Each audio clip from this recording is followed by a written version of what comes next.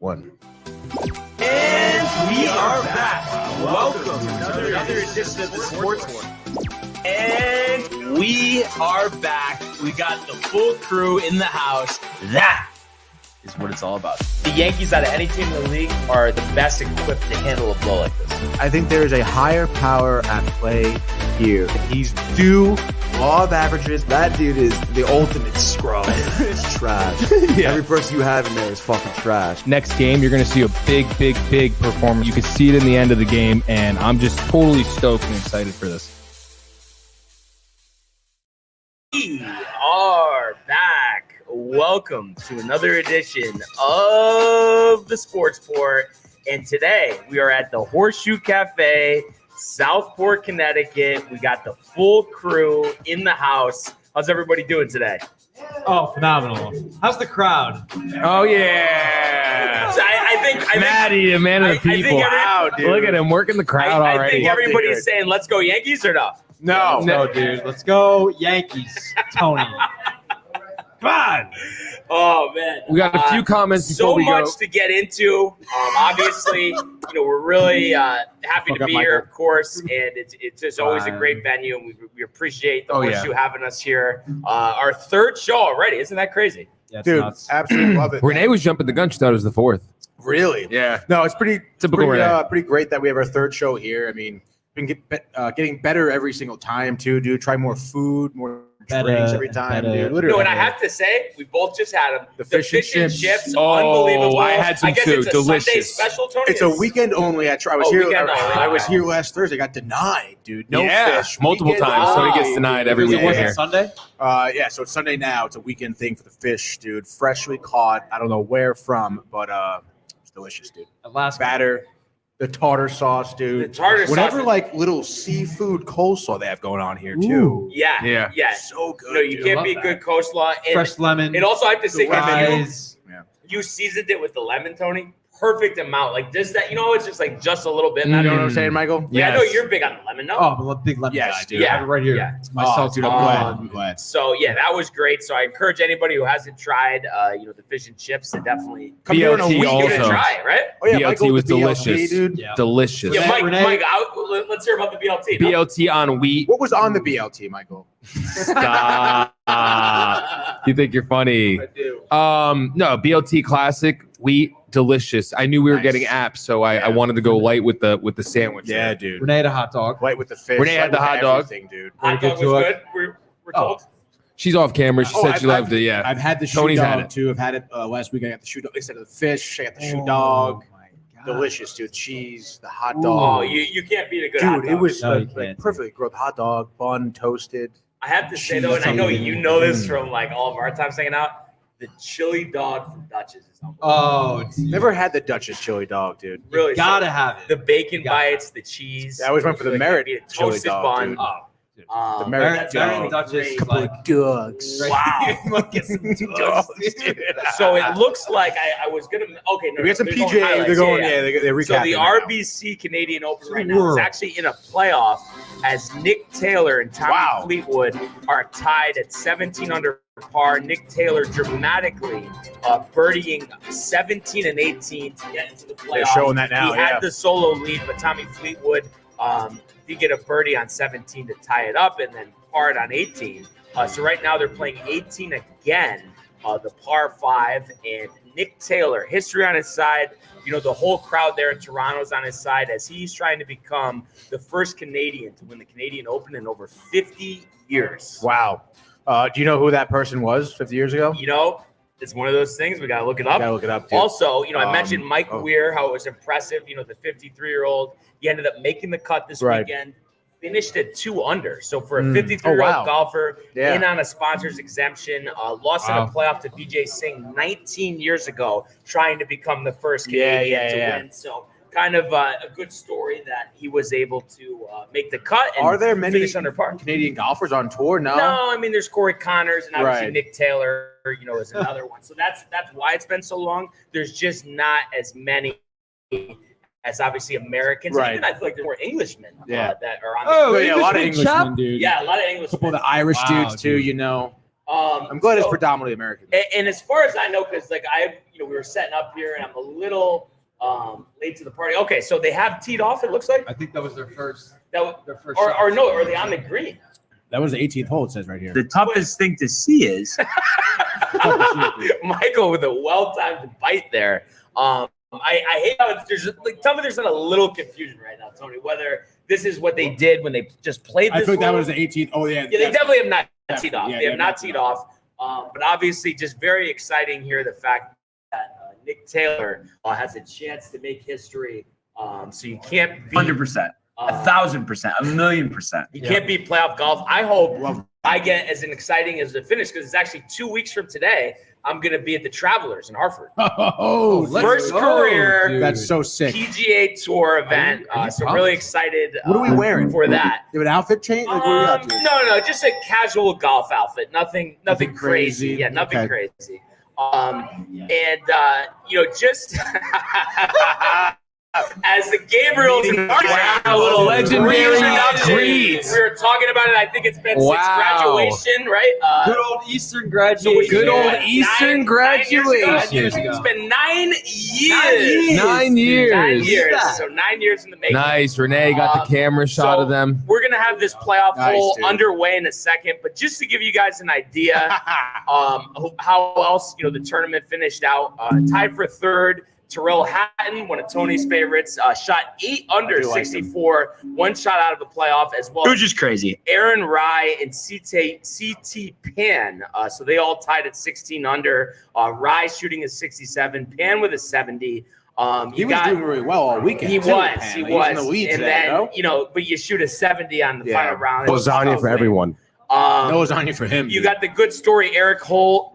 Eric Cole, I think he's the 32-year-old rookie. He shot 9 under 63 to tie for 6 with Mark Hubbard, who shot 14 under as well, 70 today. We talked about Justin Rose, what a good tournament he had.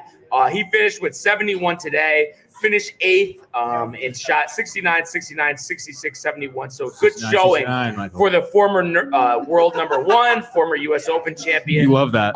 And then Rory McIlroy was in position to win, even had share of the lead today. But he finishes with 72, like we talked about. Unbelievable. So, it's hard to like him next week at LA Country Club at the U.S. Open. If he can't win this tournament, how's he winning that one? Yeah, better pool of players next week. And again, it seemed like coming to this tournament, it was his to lose, dude. Yeah, and he did. He lost it. Yeah. So it looks like Tommy Fleetwood is his interest. Jay just enters the building.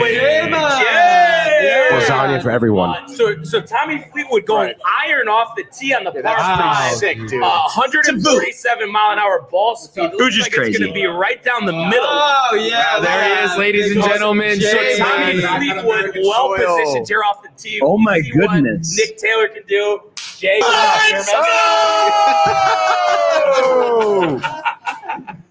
Jay, get the fish and chips, Jay. Whatever you do, Sorry, get the fish and is chips. it just me, despite the nice opening shot from Tommy Fleetwood, that it's meant to be Nick Taylor, the home crowd? I don't see how he blows this.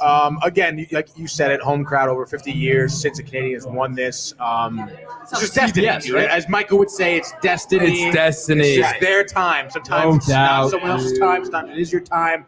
This time. When it's your time, it's your time.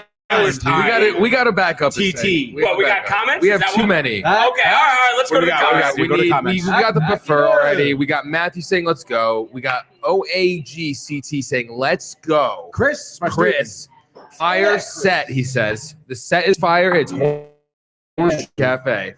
We got a heart from Theodore Healy. Oh, that's my mom. We have hi fellows from Mary. Hi, Mom. Tony's mom. She says, "Where are you?" We're at the Horseshoe Cafe, Southport, Connecticut. Yes, they got to come here when they visit. Dude, yes, I was just thinking about it. They have so many restaurants to go to. To come to. I'm guessing you called your mother this weekend. She didn't remind you to call her.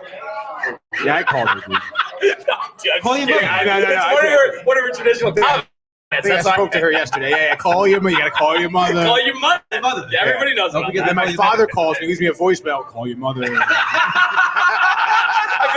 feel like we've all got one of those voicemails. Yeah. You should call your mother. Whatever you do, just call your mother. Oh, man. That is funny. Yeah, so we'll see what happens with this playoff. We'll keep you guys posted. But I'll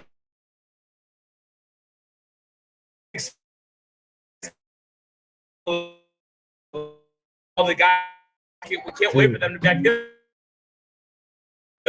It's like, I think it's good, but it's kind of a little tight. Like, Monahan is total A cheat, fraud, yeah. complete cheat. He's a liar. So total liar. Talking Dude. about So that's beat. Yeah. And I don't know. I gotta ask my uncle because he's big golf and he hates live. So I meant to text him and I didn't, but I'm gonna get in touch with him. I want to see what he thinks. Big Phil Mickelson guy hates Phil Mickelson. Hates him now. Oh wow. Hates Phil. So gambling. I don't know. I don't know what he's gonna do, and I know there's probably other people like that too that are just pretty tight, and they might not watch anymore. I know. I'm pumped. Everybody's back together. No, it is. It's gonna be just cool. like it was bullshit though. But I just feel like is. people are just not up for the changes that are probably going to happen, Yeah. and a lot of things like you hear this merger, like you thought it was like an erroneous article, right, not even true. Right. So I think a lot of people just have that question mark on what's going to happen next, and naturally people are like, I don't want that. Michael, can we get a sound check, or I don't know if Renee can get this, but I guess your mother's saying fix the sound, Tony. My mother's saying that? Yeah, I don't know if there's any way to Fix check your this. sound. So we'll try to do that. Tommy Fleetwood taking a second shot here. I don't know if he's going to go for the green. Looks like it. He's got the fairway wood in hand as Fleetwood sends it into orbit. What playoff golf, dude? Playoff? There's got to be one of the best things. Yeah. Oh, and Fleetwood over the green into the rough. That's going to be a tough approach.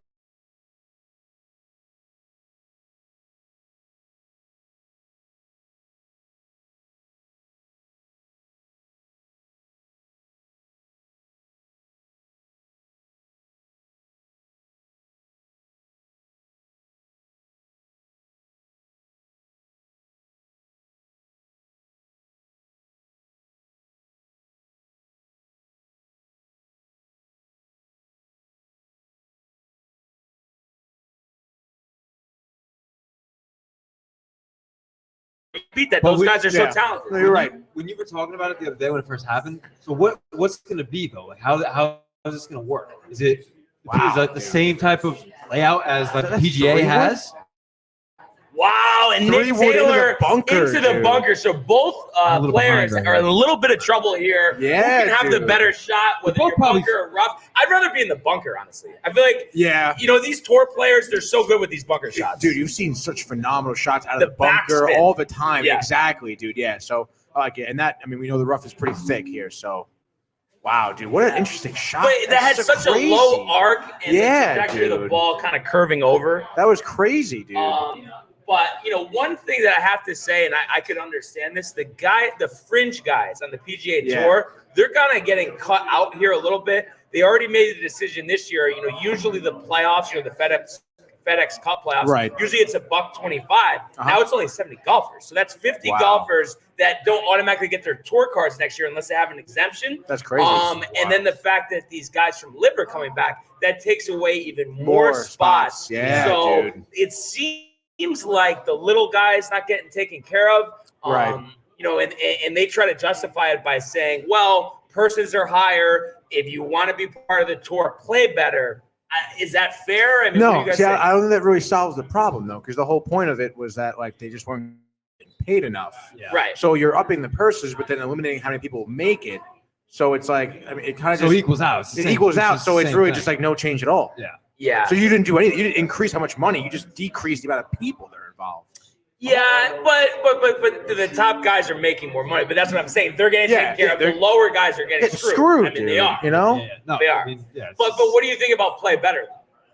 I mean, a little validity to it. No, of course it is play better, but at the end of the day, they were asking for a certain change, and I feel like that what the players are asking for they're not getting it.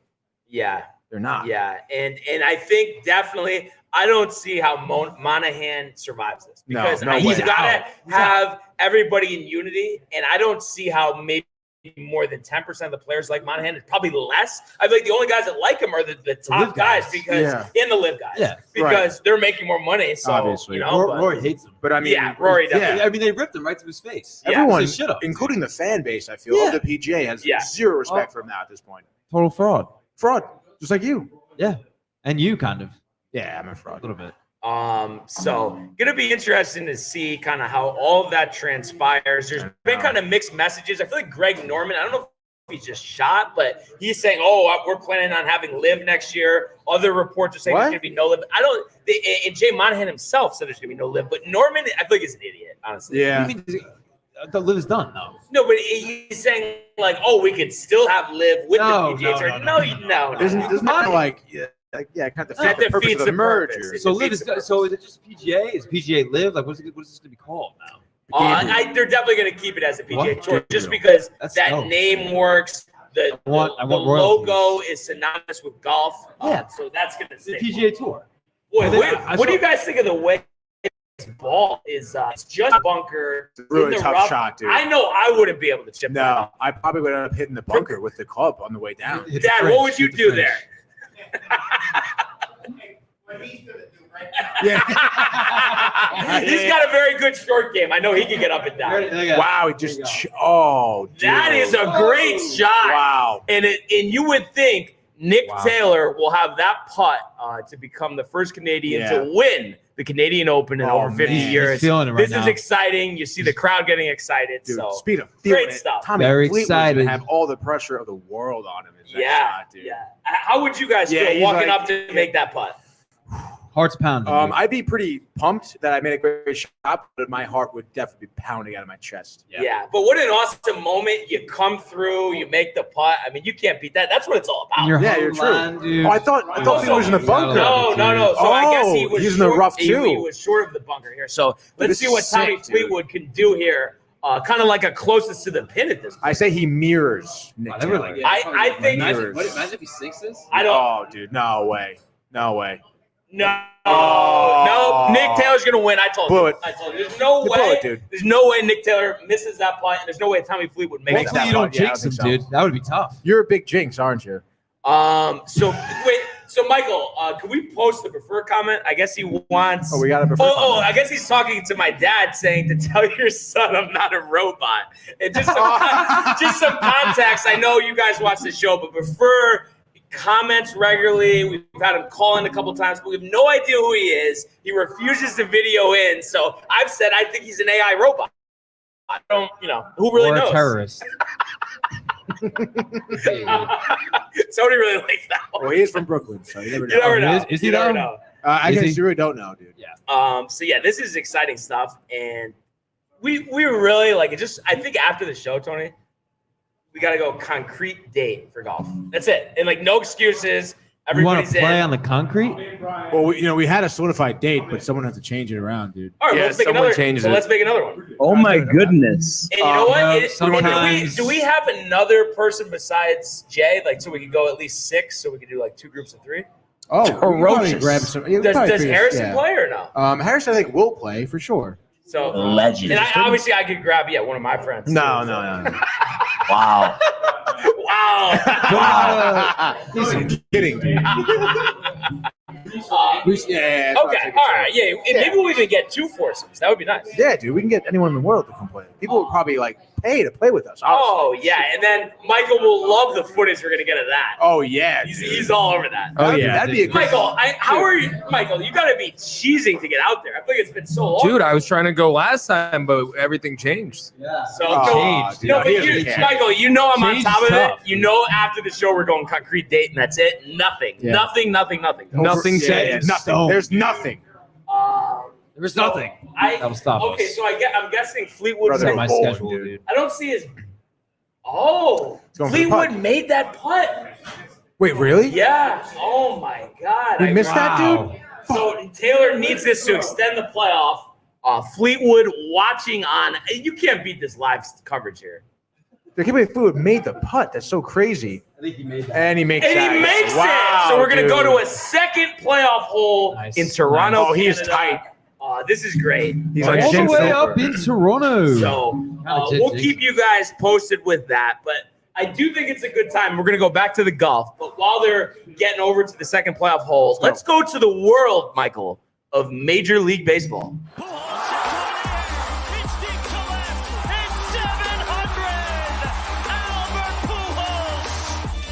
What a play! Stop it. And Alonso cracks one. The Mets win the ball game. Out of sight. And it works at 100 miles an hour. 14 strikeout. Drove deep to left field. There it goes. See ya. All right. A lot of baseball to talk about, from the last 2 days. Some good and bad for both the Yankees and the Mets. And, of course, it's going to be pretty exciting. In about 25 minutes from now, we will have first pitch from Yankee Stadium. Yankees and Red Sox.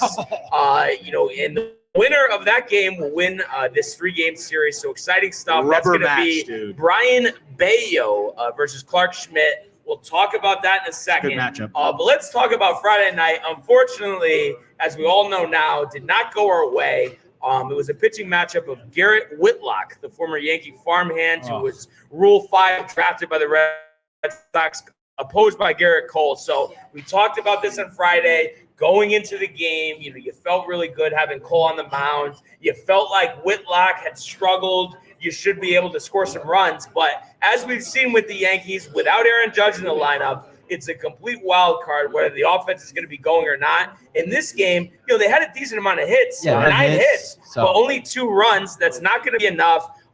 You only had runners in scoring position 3 times, and you were 0 for 3. But just kind of giving you a scoring summary. Red Sox got on the board first. A Casas single scoring Rafael Devers. That made it 1-0 in the 4th inning. So we had scoreless 3 innings to start this game. Then in the 6th inning, who else but Rafael Devers? My dad texts me about it all the time. We talk about it all the time. He's like Ortiz. He's like Manny. Yep. We've seen this before. He just steps up against the Yankees. That made it 2-0. And then in the bottom half of the 6th, the Yankees get a little life on a Josh Donaldson, homer to center. That's your favorite player, dude. 448, right? And it's tough because, obviously, when you're a fan of a team, you want them to score runs, but you just feel like at the end of the day, Donaldson's not good enough to be the starting third baseman for the Yankees offensively. That's good. Just quickly, Matt, has your mind, just because he's hit a couple recently, has it changed at all, or you're still like, it's over?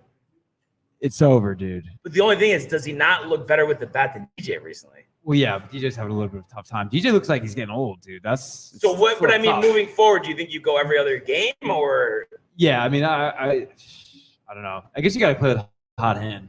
But right now, unfortunately, I know. Well, hotter hands. That is what do you think, Tony? I don't know, man. I mean, he's like 36, 37. Donaldson, 36? I want to say, is 38. Yeah, so I don't know, man. I mean, yeah, he could get a little hot right now, but is it going to change the fact that Donaldson's going to probably be playing 37? Down the stretch of the season? Probably not at his age. You don't just kind of get hot and then ride it out. I feel like at his age, so yeah, like Matt said, play the hot hand, but I mean, it doesn't really change anything. I think about it. DJ's only 34 too. Dude. I don't know. He might be. Maybe he's hurt. I'm really worried about DJ though. I mean, I want him to turn it around, but I don't have any confidence at all. And he's a game changer in the Yankee lineup. Yeah. Especially the first 2 years, dude. Yeah, he was MVP level in 2020. Utility player too. You can throw him anywhere, dude. Yeah. Like he was always just going with the flow. Could just did exactly what you asked from him. Could just be a slow. It could be. It could be. I think. Yeah. DJ rides out his career longer than Donaldson, dude. So you think Donaldson's going to go back into striking out every other bat type of? Yeah, I do think so, honestly. Yeah. So that's going to be interesting. But that made it 2-1, 7th inning. So they take out Garrett Cole. Albert Abreu comes in and instantly serves up a home run to Hernandez. So that made it 3-1 3-1 Red Sox. So obviously you're in the hole. You got 3 innings left. And unfortunately for the Yankees, they only scored 1 more run on a Torres walk, scoring IKF on a wild pitch as well on that walk. And the toughest thing ever, Tony, and I tagged all of you guys in this on Twitter, Anthony Volpe on 2 outs with a chance to win the game, an absolute rocket off the bat. And I want to say it was less than 3 feet foul. And by the naked eye, it looked like it was gone. Yeah, I remember seeing that, dude. It's tough. Nick was there. He was so tough. Like, dude, that was 5 feet to the left. Just missed it. Now missed Taylor just teed off But- when I hit the rough. but live as Taylor goes into the rough off the tee. Oh, you think it's out? So like instantly he 100%, thought, but he did. He said that, Nick. Yeah. Oh, Yeah. yeah, dude, yeah. 100%. And the ironic part about it is, I was so lucky because me and Mark, as we all know, went to the game yesterday. We'll talk about it in a second.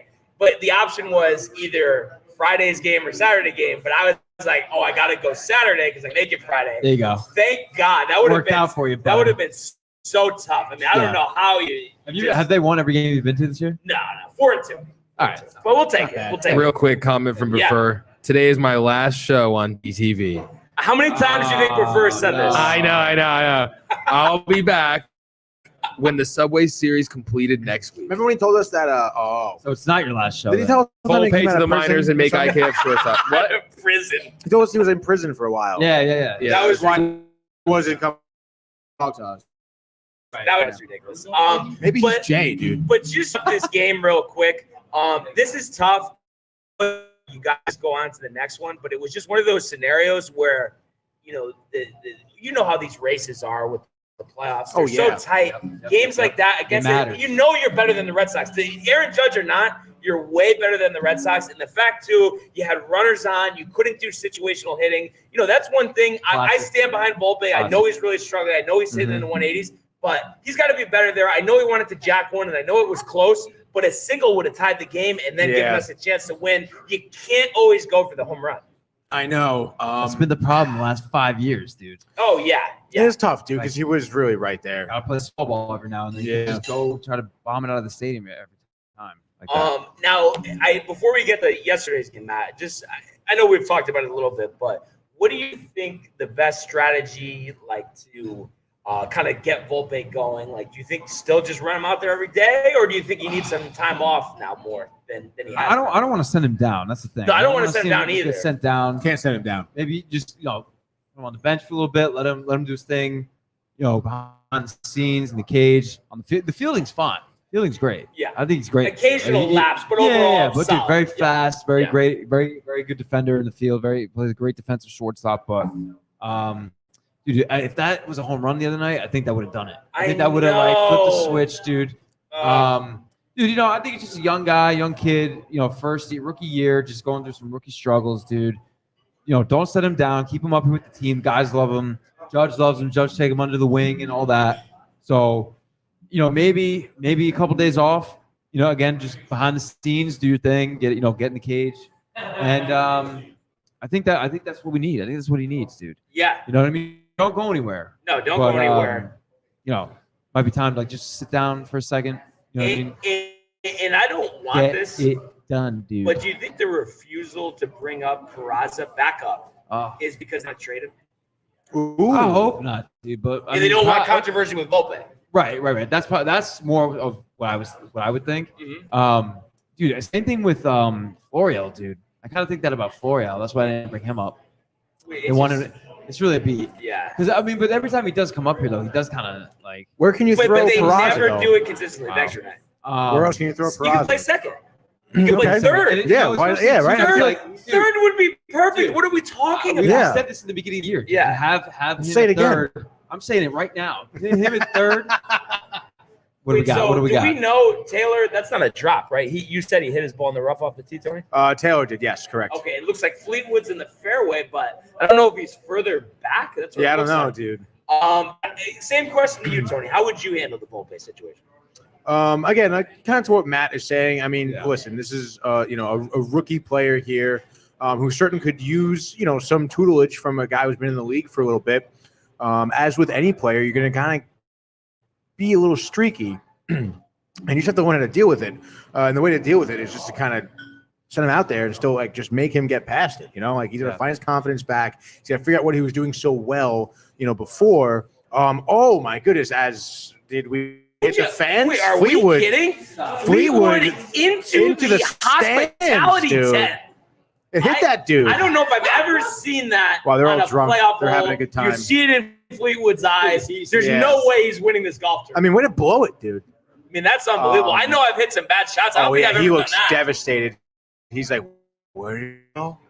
But yeah, you got to keep him around, dude. So no reduction in playing time. Same amount of playing time.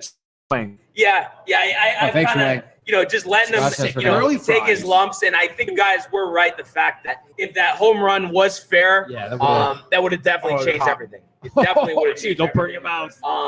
And Nick Taylor here, I'm excited for the hitting poppers. the ball out of the rough. You would think this would be a conservative shot, try to hit it down the middle, maybe take a little off of it. As Taylor shot, and there's a little hook, a little hook. Looked like it was way worse. He's just off the green. He could putt that. I would putt it. These guys are so good, he's going to chip it. But What's the terrible. penalty?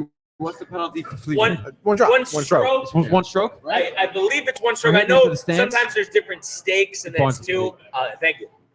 So this is going to be interesting to see, but looks like Want me to Nick make a little Taylor is on the verge of winning the RBC Canadian Open. We'll talk about it in a second. But on to yesterday, which was a very exciting game at Yankee Stadium. And like I mentioned, I was there in attendance. It was a perfect night weather-wise, a sellout. And anytime it's Yankees Red Sox, it doesn't matter the state of the teams. It's going to be an exciting game. You know, from all the Yankees Red Sox games you went to, the environment is like nothing else. Nothing else, dude. Nothing You else. can't beat it. You cannot beat it. I can beat it. I can't, dude. The last time I went to Yankees Red Sox, it was probably like. Or any fights? They want. Renee wants to know if there were any fights at the stadium. I almost No got one fights. time. Are you sure? No, but How you know could you what? keep track You know of over what it is, 30,000 honestly? people? You don't know. And I know it's There like definitely is. it's There an was some fights, opportunity to throw a dig at the Red Sox fans, but I just feel like there's no fights because they're just not good and they have no chance. So what's there to fight about? Not now, but like in the Yeah, past. no. I feel like Yankee fans are upset enough to start fighting. No, because they know the Red Sox are no threat. They really are no threat. Not now. No. If it was like neck and neck, though, it would be. It would be different. It would be different. I mean, they still split the. Doesn't matter, dude. But Fighting yeah, to win the so- series tonight, Dude, right now. Tonight. So There was some fight. The streets were packed. Billy's stands were packed. Getting in, Yeah. we did the standing seats in field. The lower portion where you get the full view of the stadium, unbelievable. I mean, that's why I always love. Like sometimes people will be like, "Oh, let's go sit in section, 420 or whatever." Give me a standing seat, field level, any day of the week. I want to be as close to the action as possible. And that's what we had last night. And we had a pitching matchup of Domingo Herman versus Tanner Houck. And this was the same thought as Whitlock. Houck hasn't been pitching well. His ERA is over 5. Herman was great against the Dodgers. So going into this game, you felt like he was going to give you a great performance, and that's exactly what he did. His final line was 6 innings, 6 hits, run, 2 walks, 5 strikeouts, and 1 home run allowed, which we'll get to in a second. And in terms of the scoring, we actually had a pitcher's duel to start, 3 scoreless innings between both teams, and then Gleyber Torres, Dude, he's who on fire. we've Love seen Gleyber. heating up a little bit, a homer to right, 359 feet. That got the Yankees on board with a 1-0 lead. And just a quick pause here. I'm just kind of curious, Matt. Going into the year, it seemed like in the offseason especially, Yankees really trying to extend Gleyber. He even made comments to the media that he wishes he was having contract extension talks, meaning that he knows it's inevitable that the Yankees are not going to bring him back. Do you think, based on the season he had last year, the start of the season this year, that their mindset could potentially be changing? Or do you think they have too many middle infielders in the minor leagues? I don't know. That could be the case, but I also think you can't just make up your mind now. Right. Like you can't just say no. We have too many. No. Well, he's got one more year of team control after this, so they're okay in that end. So I mean, I think Just it's play it out. way too early. You got to play it out. You got to play it out, dude. Bring up Peraza. Have him play third. You got Gleyber at second. Volpe at short. And obviously Rizzo at first. Yeah. Just do that. I don't know why. What's the problem? Yeah. What's the issue? What do you think? You been kind of impressed with Gleyber, Tony? Yeah, for sure. Again, I feel like coming into this season, I don't know. He was good against the Orioles, and I feel like that was the most I really heard, honestly. Other than that, I feel like he was quiet, but I don't know, man. I mean, it seemed like he was a little bit of a wash. Especially I feel like talking to you, I feel like you were talking about trading him. Yeah. Oh, you're not? Oh, we were. No, that's what we're saying. Yeah, We're saying his play has been strong. Oh, yeah. Last Really year, turned we around. downplayed it just because we were thinking of 2019 Glaber 38 runs, but 24 home runs, 70-something RBIs for a second baseman is pretty good. And we know at times the Yankees struggle to score runs, so to push out a guy who's only 26 years old that's actually producing for you doesn't seem like the smartest idea. Not at all. And he wants to be here. I think he loves being a Yankee, and you gotta just let's see how it goes, dude. Don't have a closed mind. It's too early. Way too early for that. Yeah, absolutely. So I've definitely been impressed with Glaber. Herman pitching a scoreless fourth. Was his first game back off suspension? No, he pitched against the Dodgers. Oh yeah, that's right. That's right. Yeah. So in the sixth inning, though, who else but Rafael Devers with a homer to center off the bat. I was telling Mark, I know this is out. I just tell the trajectory of the ball. Anytime you hit a home run out of Yankee Stadium, that's an impressive home run. Oh, yeah. So that tied the game at 1. So it gave you a sense of anxiety. But lucky, a guy that's unheralded, that, you kind of feel like with the talent we have in the minor leagues that you don't necessarily want on the roster, Willie Calhoun hits a homer to right center, 362. So that gave the Yankees a 2-1 lead. That was Calhoun's 5th home run of the year. You look at his numbers; he's actually, playing pretty well, given that he's a replacement player. Also, the Torres home run was his 11th. And then we were on to the 7th inning. Yankees actually score on an error. Higashioka kind of hits one in no man's land. The shortstop bobbles it. IKF was able to score. So that made it 3-1. And then, like we've seen all season, the Yankee bullpen, which has had the lowest earned run average in the whole league, continues to dominate, continues to get the job done. You look at it last night, Herman gave you those 6 innings of 1-run ball. You go to Peralta, a scoreless inning. We've talked about how he always has ice in his veins. And then Tommy Kahnle, I think it was his 3rd or 4th appearance back. He's been really good. Love having Kahnle. And he's really underrated. I know he's missed a lot of time with injury over the last couple of years, but he's one of the better setup men in the league. And then in the 9th inning, Clay Holmes has really settled down after a terrible start to the season, a rough second half last year. He works around a hit, striking out 2 to get his 8th save of the season, and the Yankees win 3-1. Definitely just a great night and a great gutty win. You did what you had to do. Obviously, you wish you scored more runs, but at least you can rely on the fact that you have to be happy with Glaber, Willie Calhoun, and Domingo Herman. The last 2 starts might be the best back-to-back starts he's had his entire career. Herman, as much as I don't like, with the some of the stuff that he's done to hurt the team in the past. I mean, right now we need him though. I mean, there's no especially answer in or but. Severino's not on his game yet either, so it's nice to see have Herman going. I love Herman. Where are you on Herman though? Not that I don't care. I don't know. I mean, you mentioned the back-to-back starts. That's always great to be able to rely not only on your starter, but then to kind of ride his high into your bullpen, and then to really have that energy to clean up because Herman's good start. I mean, it's always great to get a victory with great pitching. You know what I'm saying? I don't know. Herman, I feel like, is another guy who, maybe we'll string along some good starts, but I feel like he's going to be tapering. We're going to see him getting absolutely tapped, I feel like. Yeah, I mean, the one thing that gives me hope, I mean, you look at his earned run average this year, it's 3.49. That's pretty good. He's changed his pitch usage. He used to be a guy that was kind of split between the fastball and the curveball. He's throwing that curve now 40% of the time, keeping the batters off balance. Right. And it's working pretty well because his fastball, I mean, what's it topping out at 94, 95? It's not good enough to make a mistake. So by him limiting the amount of times that he throws that fastball, I think it's really effective. I think that's a huge adjustment for sure for him to see him maybe continue to is it over? So did he actually putt it yet? Is it just me or did you guys miss the putt? Did they blow it and they're going to the next hole? Might be a rain delay. No, it's not a rain delay because Fleetwood missed the putt.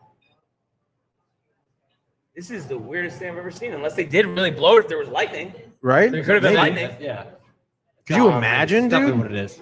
I think it is, dude. 100%. People were running off the fucking 100%. golf course. Oh, because I thought they were running to congratulate. Yeah, me too. Well, they're going to the next hole. We're going to the next hole? Confusion. It's either delay or the next. Can we get like a lower third or something up there? No, we're commercial. All right. Well, we'll keep you guys posted with that. If anybody knows and they can comment, that'd be great.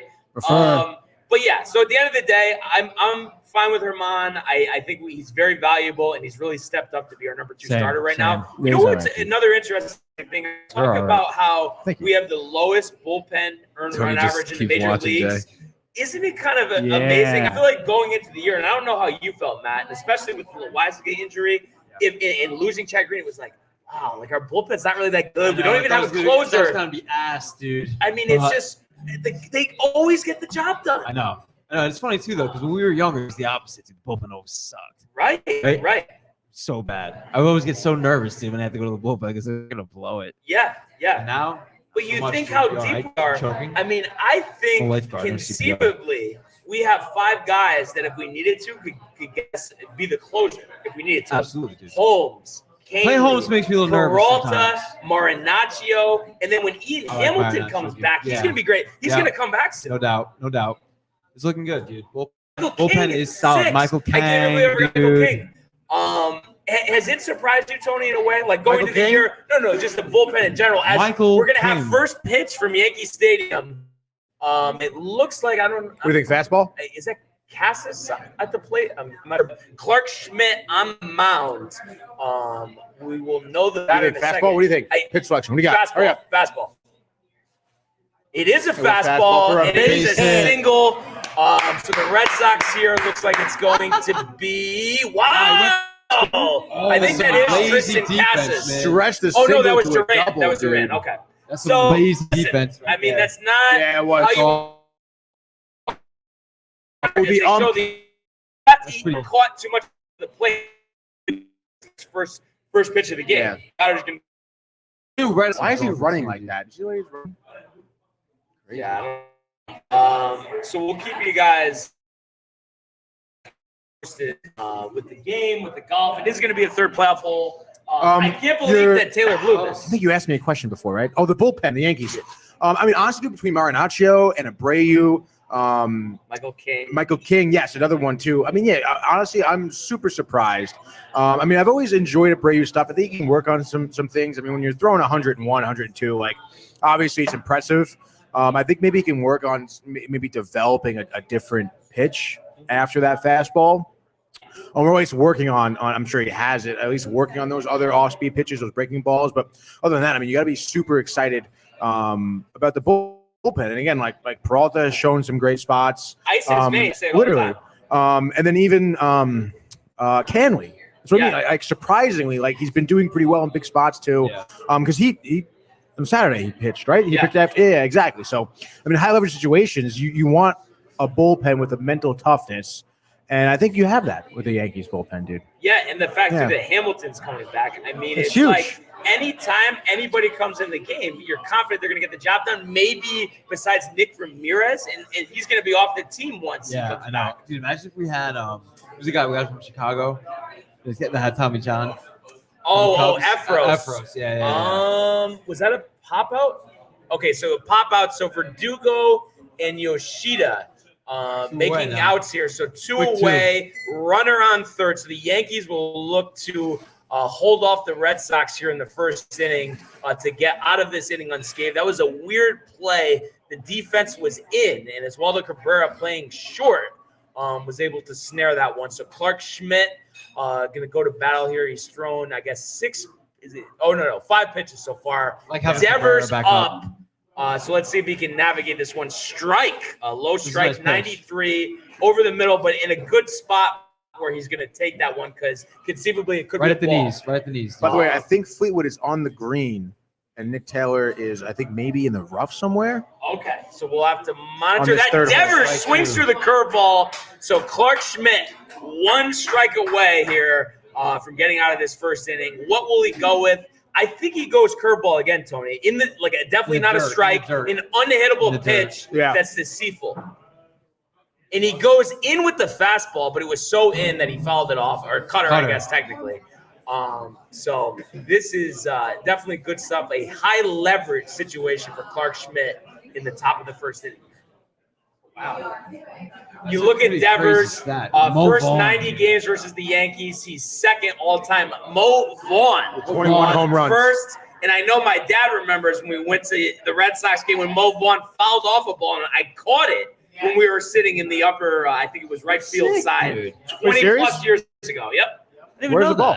Yeah, I'm not sure, actually. Oh, my. Strike 3. Wow. Let's go. Let's go. Yankees win. Not yet, Michael. Not yet. All right, so Red Sox go down, and the Yankees are coming to bat. We'll keep you guys posted. That ump cam's pretty sick. Huh? And we are still on you the love that. third So cool. playoff hole here. Unbelievable. Nick Taylor, it looks like he's putting, so I guess this is a par 3 that they're. So we'll have to see who's closer to the hole. You would think this would decide it. Who's going to make a birdie? And it looks like they're both fairly close. Oh, but one is way off into the second cut. So I don't know. That's Taylor, I think. But I guess they're both are going to putt that. That's what it looks like. These guys, they're pumped. They're pop, dude. Oh, yeah. No, but Throw a I'm couple sure, shekels up there. Could be a nice payday. I'm sure they cut off beverage sales like 3 hours ago. You know, they always like. Wait, like really? Even the 7 golf day. tournaments, too? Yeah, they Got do. it, dude. Otherwise, Why do they have Okay, so this is the par 3 ninth. Both players had birdied and parred the first 2 holes. Both are in the vicinity of the green, putting from the fringe here. Nick Taylor is going to be up first. He's in the second cut.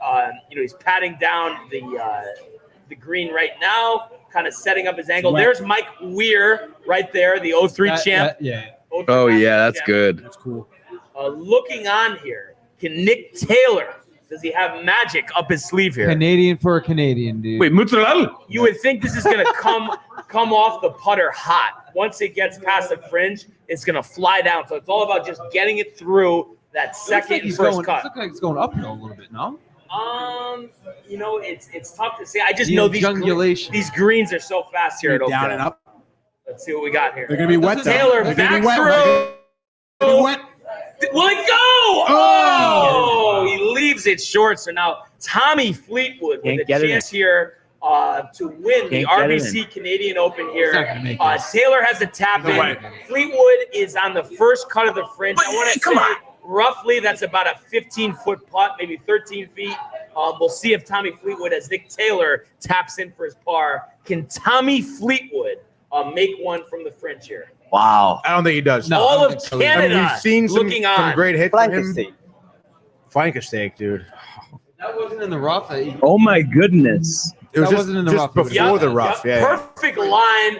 I mean, maybe no, but it was tapering, so he needed more speed on that. Yeah. Then it would have stayed true. Willie Calhoun stepping into the box, taking ball on the other TV. So we got dual action here. Calhoun in the leadoff spot today. Who's better than Brian Barnaby for you folks? 2-0 here on Willie Calhoun. Give it up for Brian.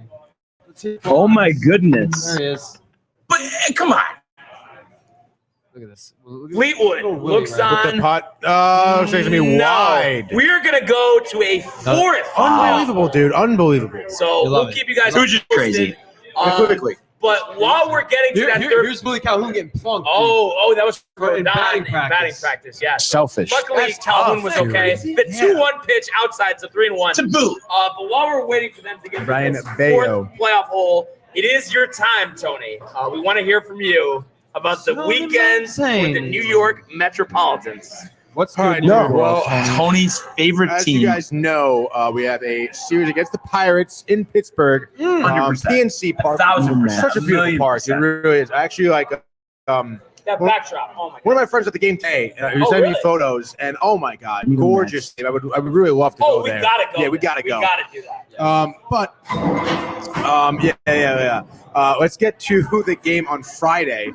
As the Mets dropped this first game of the series, 14-7, dude. Yeah.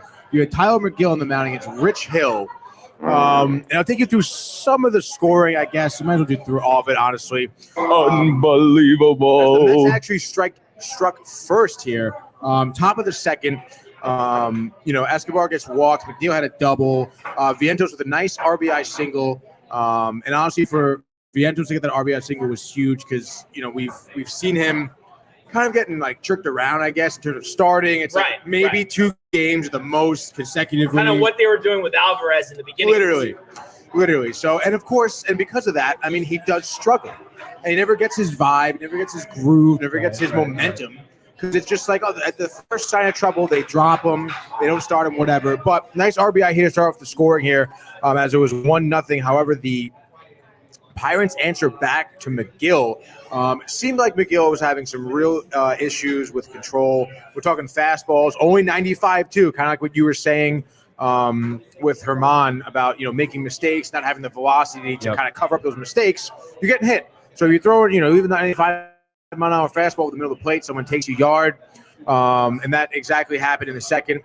Hedges hit a ground rule double. Actually, it was actually a pretty good play by the Pirates. They got 2 men on immediately.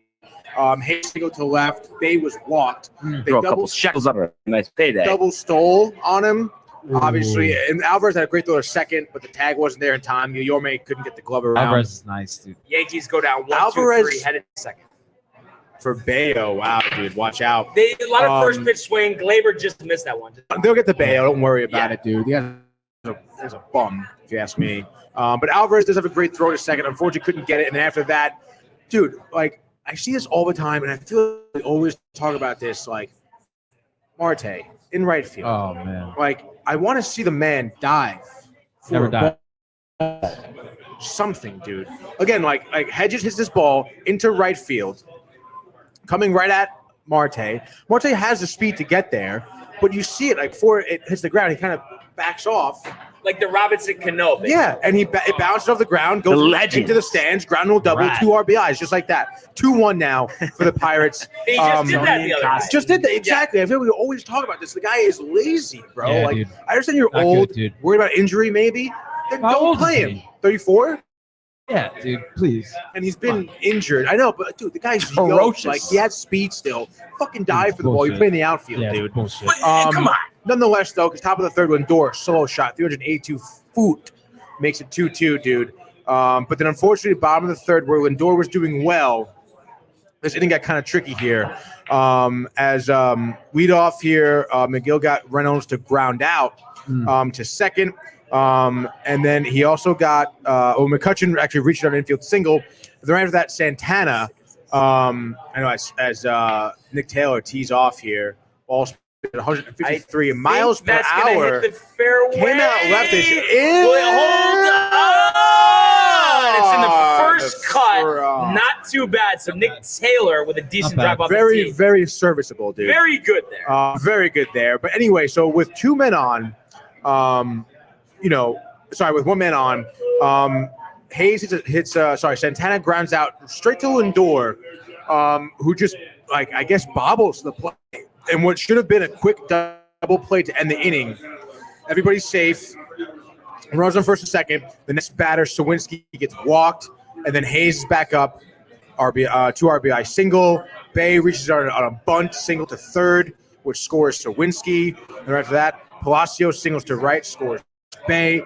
Just like that, what should have been, like, I guess, inning-ending double play, where it's still 2-2 to get out of the inning for McGill, 7-2. So obviously, really tough mental mistake there by Lindor. He even admitted it was his fault afterwards. Whatever, it doesn't really make a difference. But right now, again, like bottom of the third, you're down 7-2. There was really no way the Mets were going to win this. They obviously don't end up at all coming close.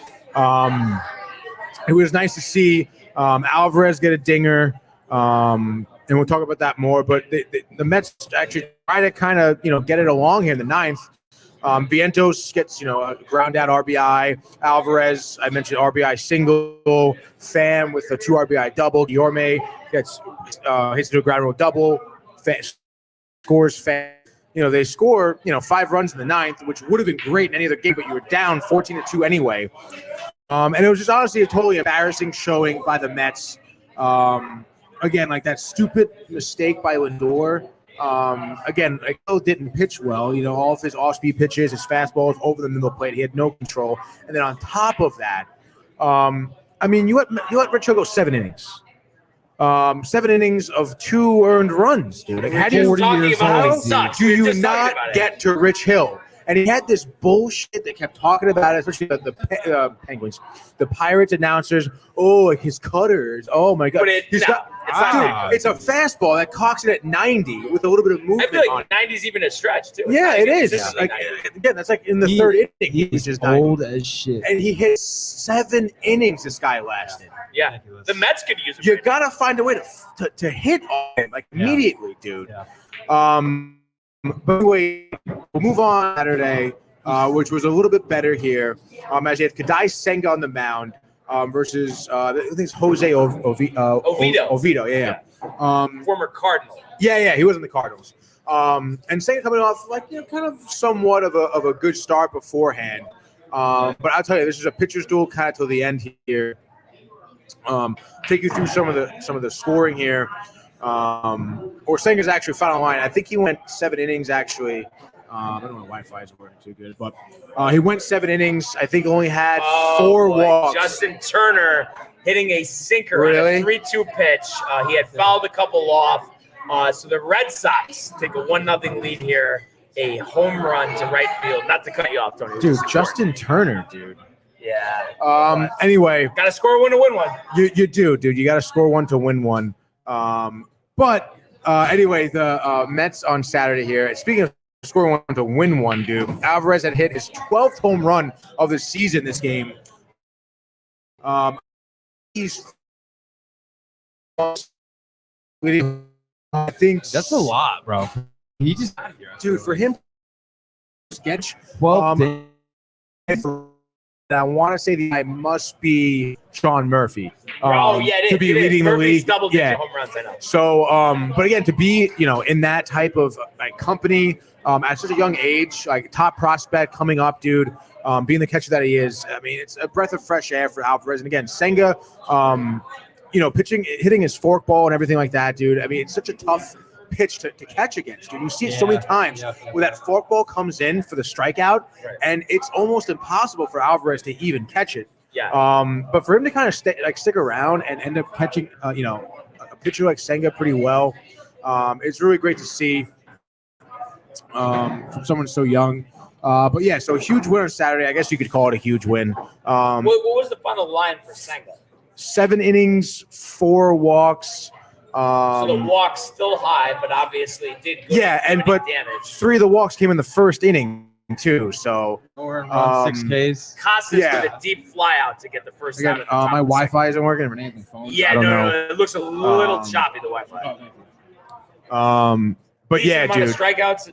I think 6. Okay. 6 Ks. So one of his better 4 starts of the walks. season. I mean, dude, 7 innings. Yeah, and again, like I was saying, like gotta be 3 comfortable with walks. that. 3 walks came in the first inning. So for him to kind of settle down, only give him 1 more walk for the rest of the game, I think was honestly kind of good. And again, you look at like the rest of the team and how they kind of score. I understand it's the Pirates and everything like that, but your bullpen, Robertson came in for the inning, got 2 Ks, gave up just 1 hit. Ottavino, most importantly, actually came in on the high leverage situation. Honestly, 1 inning, got the K, forced I think another 2 groundouts. Did he have a couple days off prior? Ottavino, yeah. Probably a coincidence, no? No, definitely not. I mean, like, again, like for someone like him, we talked about the Mets using Ottavino back to back and how sometimes he's so ineffective the second day up. And we saw him too this season in big spots kind of struggle. So I think, Buck kind of gave him a break for a couple of days, came back out to close this game out too. To put him in as a closer, I think was just giving Ottavino a little bit more of a taste of, what he can do. Kind of be relaxed. It's okay. You can close this game, whatever, dude. It was great. 13 pitch inning, nothing crazy. But yeah, dude, you look at the scoring, it started actually pretty early. Again, Mets ended up scoring first. I think actually after Friday, the Mets broke a record for like losing them like X amount of games in one season while having the lead, like blowing. However, like literally they like to do that for a whole season. Yeah. I mean, you think about this 10-game stretch, like 7 of those games, they had like a considerable lead, like unbelievable, dude.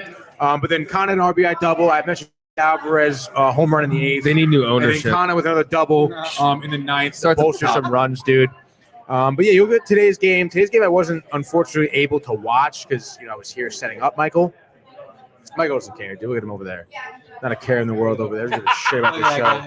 Honestly, dude. Yeah. Talking Rodgers with Jay and the Jets hat over there. Jay's over here, baby. This is where it's actually fun over here. Any Jets fans in the building here? Any Jets fans here? Woo! Yeah. Your parents? No, my dad's a Giants fan. Oh, that's right. I forgot about that, dude. Does your dad like the Jets? Yeah. Okay. That's what I thought. Anyway, dude. All right, nice so wide of me, last game of the Mets here. I'll be quick about it, Michael. I know how you're upset you get when I talk about the Mets. No, I love it. But Cookie Carrasco on the mound for the Mets today. I get rid of that nickname, dude. That is the worst. Yeah, Well, until he starts pitching good, he had a decent start his last outing. But I mean, this outing final We got one Mets fan over here. 4 2/3, 6 hits. Let's go Mets, baby. Who said that? Is it Jay said that? It was. Damn it, Jay! You kidding me?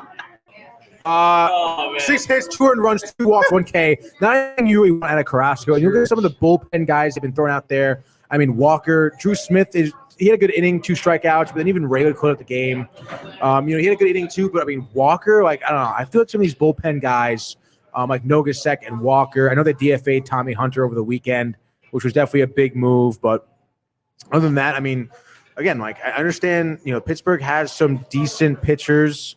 Mitch Keller's on the mound for them today. He's 8-2, 3.41 ERA for the 27-year-old right-handed. He's pretty decent. But again, another pitcher. 7 innings, 2 hits over 7 innings. But have I not always said, Keller, he had that great start against the Mets game last season. That's a great start against you're totally right, dude. But again, you would expect the Mets to try and find a way to get to him. Only getting 2 hits off of him, 3 hits total for the game. They had absolutely no offense. Of course, we realized the 1 run scored by a solo shot by McNeil. I like to see McNeil score. Mets comment. McNeil from who? What do we got? What does he say? They are not to bring up. He's writing this wrong. That's the Yankees. He's talking about Peraza. Yeah, I'm sorry, the Yankees. Wow, Michael. Peraza exposing the majors. They want to keep his trade value high. Imagine They prefer his high. His golf is still on, by the way. Senga usually hits 100 pitches in the 5th inning, he says. Very true. Yeah. Very true. That is a Walks too many Giants people, fan. Gets deep into Wow. counts. Again, Senga, Call out they had on the Barnes win, right dude. here. He says, Dad is a Giants fan. He's the smart one in the family. Wow, dude. Wow, Buffer. But for the next 5 years, I think we can finally say the Jets have a better opportunity to win a Super Bowl. Let's go! Aaron Rodgers is so washed, dude. It's ridiculous. Stop. So the Mets dropped 2 out of 3 games here in Pittsburgh. Super you're sad. tight. You're tight. Yeah, of course you're fucking tight. You're looking for the sweep. You're dude. tight. You're looking for the sweep, dude. You didn't get it, dude. You didn't get it all. You lost 2 out of 3. Never gonna Not get even it. close, dude. And so, we're off tomorrow. We know what comes after tomorrow. In terms of the Mets, the Yankees come. I do have a question. Now. I do have a question for you, Tony. Before we get that, I just want to set the stage here. We got about a 70-foot gets cut off. eagle putt for Nick Taylor here. Going to the bottom of the second. The Canadian Open, I believe Fleetwood either tapped in or has a tap in for par. So it looks like Nick Taylor from about 60, 70 feet will have to 2-putt as all of Canada watches on to win the Canadian Open. Look at all the Canadians. Pack stands. Lighting fires and rooting for their guy. Uphill putt. I'm sure there'll be a lot of movement on this one. Putt coming up the ridge here, up the hill. Looking a lot of movement. Like,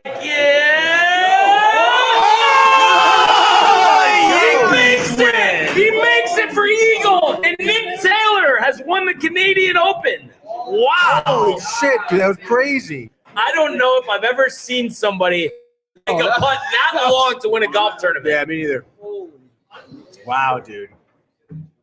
Wow, look at the emotion. Breaking the drought for the Canadians, winning the Canadian Open. Here we go! We are looking on. Taylor hugging his caddy. Oh, the champagne. He gets the champagne bath. Wow. You don't usually see that on the PGA Tour.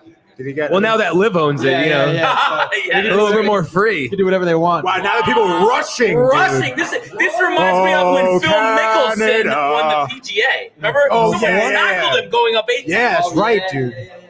I think it was Matt.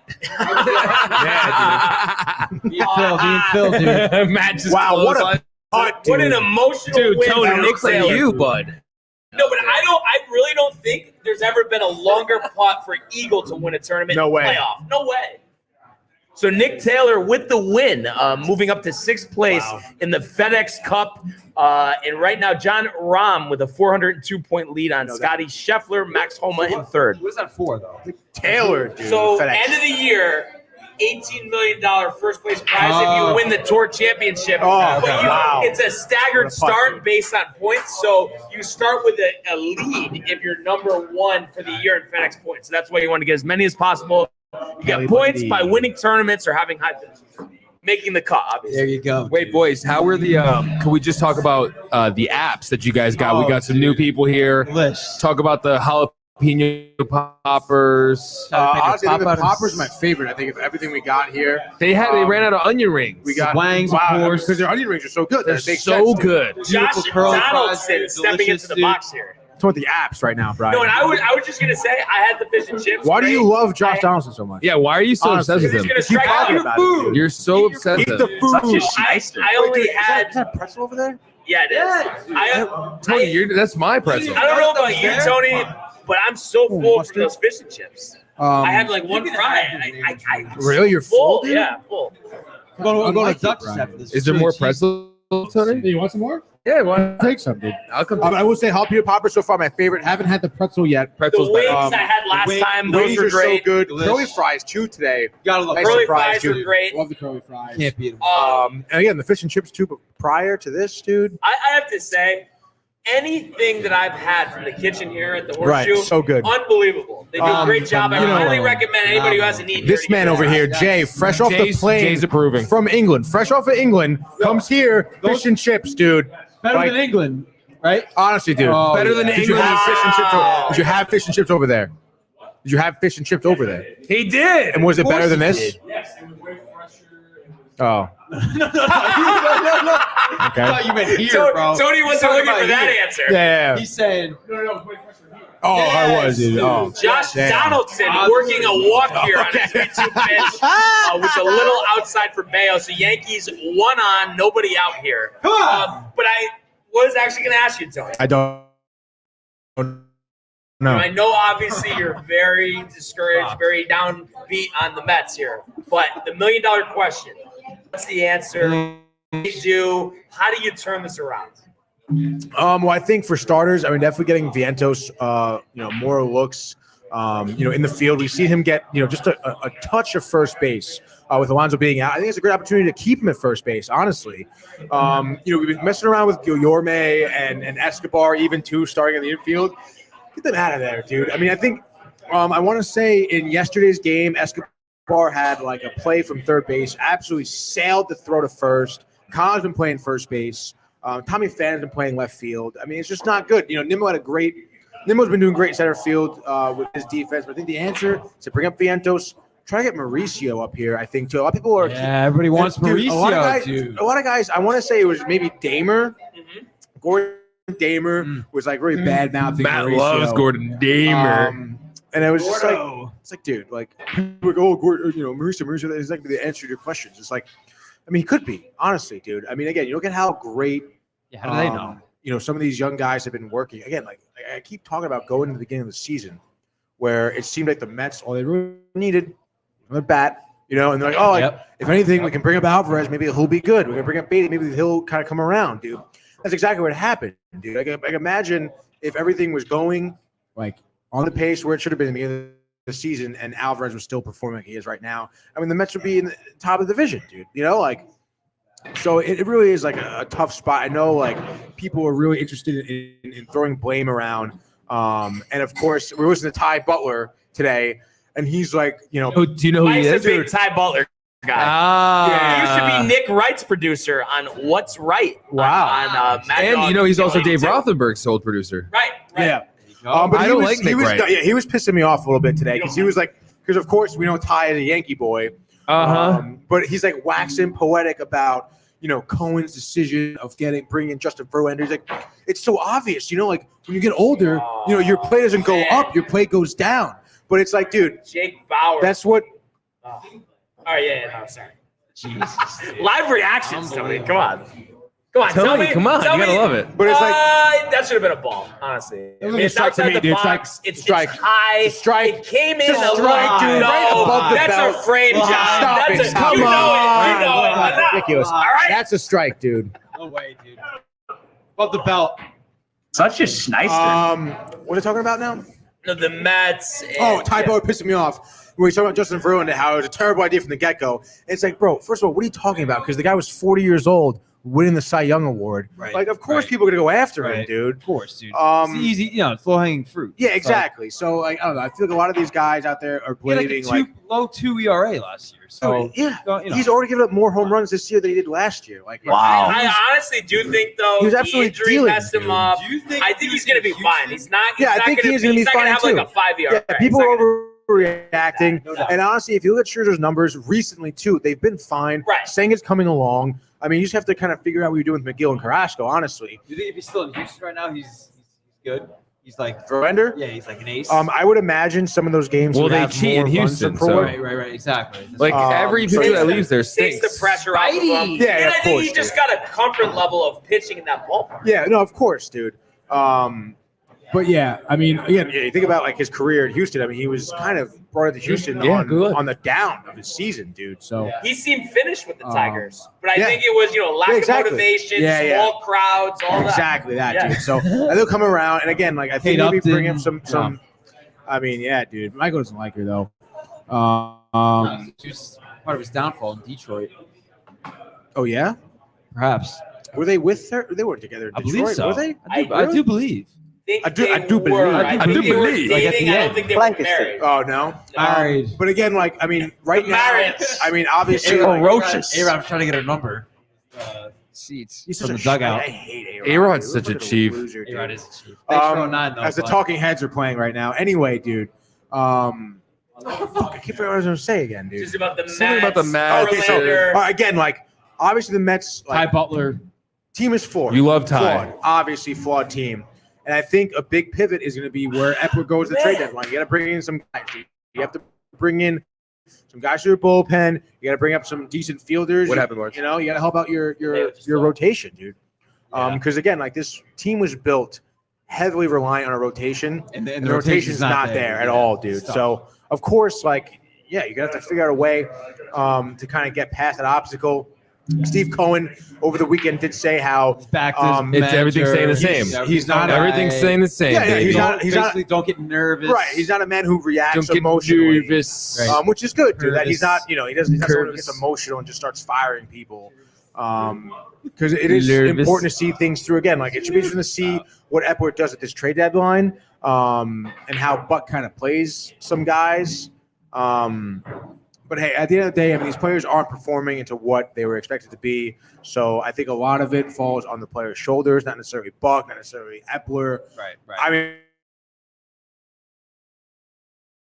GMing the team. I think blaming Buck is like honestly again that's a scapegoat. another low-hanging Yeah, fruit yep, thing to yep. do. It's like again, it's like how people were complaining about Vogelback. Obviously the guy sucks, What but do you it's like a million different things wrong with the team, and that's all you're talking about. Right, like, right. But the guy the- hasn't been starting all weekend, by the way. But first says go ahead. the first says you should fire Epler and Buck, pay the Tampa Bay analytics department triple their salary to join the Mets, and hire Beltran as the new manager. And then he says, Tony, should the Mets sign Anthony Bass? Blue Jays just DFA Bass for negative social media comments. Ooh, really? Yeah. What do you say? Well, the comments, yeah, I know that. But Fur, what are the comments? Let us know, dude. But I mean, that's not. I mean, no, you can't bring up the Tampa Bay guys, dude. The Mets are an analytical team. They're all analytical. No, but I mean, if I had to choose, The Epler's Rays, the first dude, guy to just go. like they're. But Tony, I mean, I know, like Matt's saying too, you don't want Showalter to be the scapegoat, but at the same time, when you're losing all these games, you're getting embarrassed. I mean, doesn't a question need to be asked? Like, is the manager doing enough to motivate the team to fire them up? Bucks That's never McKinney won. with a double down the line, but Donaldson is so slow that he's just on third. But Trevino, dude, Trevino up. Let's go, we need dude. that patented single over Come the on shortstop. How many times did he up the middle? Yep. That single liner. Patented. Right over, Yeah. dude. Patented. Take Wow. it in there, dude. McKinney Tony's sneaking so one down the jealous. line. He wishes the Mets were good. It's so funny. I wish I had better friends. But what about what I was ground rule? Okay, ground rule double. That's But what about what I was saying though? I mean, doesn't that question need to be asked? Oh, of course it does, dude. But I don't know. I feel like, I mean, obviously now, Jose. Buck not starting Vogelback, I think, is one thing that, I mean, it's a change, dude. Like, I think Buck is making those changes. Again, I hate, because, I don't know, the way Buck deals with the media and what you see from him, I feel like it's a lot different from how he acts in the clubhouse. Yo, I got it. Because he knows better. He doesn't. Our like, analytical social media department. He doesn't say shit to the media, bro. Anthony It's always Bass. like, oh, we believe in him. He's got good stuff. He'll come around. It's always answer everything, dude. There's no way that he really believes that. Like, he's in the clubhouse. He's got to be yelling at players. What, Mike? No, he's got the comments from Bass. Yeah, we've got our social media head of social media over here, Jay Libertelli. Jay, what do you got, dude? So this is from, Bass. I guess, someone. I don't know, petrified COVID parent. Jeez. Well, Jay. Before commented. Oh, Before commented too. Bass said that he supports the Bud Light ban and the ban. Oh, it's off the bag, and the 2 runs will score. That was an easy ground out, but it ricochets off the second base bag. 2-1 Yankees. Jose Yankees win. Let's go. Let's go. Nice hit, dude. Wow, There that's you so go. beautiful. Like that, Tony. That's all right, dude. I don't know if I'd ever see a ground ball hit second base to score 2 runs and then a 70-foot eagle punt the Here's your same up day. camp, dude. Look at that, though. That was Yeah. ridiculous. Look at that. Oh, yeah. The Red Sox had it played perfectly with the shift, but Jose coming through again. He's mic'd up tonight, too. He is mic'd up behind the plate next inning. Tony, do you love that? What do you think about that? I think that's cool. Mic'd up. The mic up, dude. I love that. He's going to talk while he's I think behind the plate's kind of tough, dude. Yeah, that is kind of tough. Because one thing when you mic up, Yeah, that's true. Your father with a very good point there, Matthew. What did he say? The bases are bigger. Old bases, that might not happen. True, very true. Well, we'll take it. And it looks like as well the Cabrera for like the 100th time this year mixing out here. Average under 199. Barnes loves that.